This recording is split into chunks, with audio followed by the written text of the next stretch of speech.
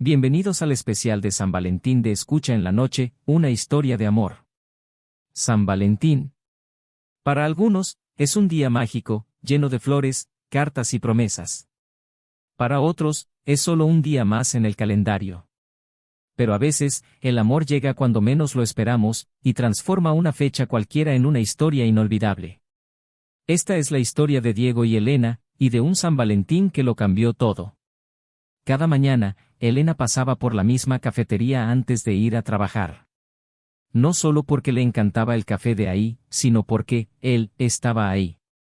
Diego, el veriste de sonrisa cálida y mirada amable, que siempre recordaba su pedido sin que ella tuviera que decir nada. Un cappuccino con canela para Elena, decía él, con una sonrisa. Y su día, sin importar lo gris que fuera, se iluminaba al instante. Pero lo que Diego no sabía era que Elena no era tan fanática del café. Solo iba todos los días porque quería verlo. Cada vez que sus miradas se cruzaban, su corazón latía más fuerte. Pero, a pesar de los meses, nunca se atrevió a decirle lo que sentía. Hasta que un día, para su sorpresa, Diego la invitó a salir en San Valentín. No sé si te gusta celebrar estas cosas, pero, ¿te gustaría salir conmigo esta noche? Elena sintió que el aire le faltaba. Había soñado con esto tantas veces. Con las manos temblando y la voz entrecortada, respondió. Me encantaría. Ese 14 de febrero, Elena se arregló con más ilusión que nunca. Se miró al espejo una última vez y salió corriendo hacia la cita. Pero entonces, sonó su teléfono. Era su madre, con la voz entrecortada. Tu abuela no se siente bien. Estoy en el hospital. Ven rápido. Sin pensarlo dos veces, Elena cambió de rumbo. Pasó toda la noche al lado de su abuela, sin poder avisarle a Diego lo que había pasado. Mientras tanto, en el restaurante, Diego la esperó con el corazón latiendo fuerte, al principio con emoción, luego con dudas, y finalmente con tristeza. Ella no llegó. Con la cabeza baja, pagó la cuenta y salió a caminar sin rumbo. Había creído que entre ellos podía haber algo especial, pero tal vez solo había sido un error. Al día siguiente, con el corazón en un puño, Elena corrió a la cafetería.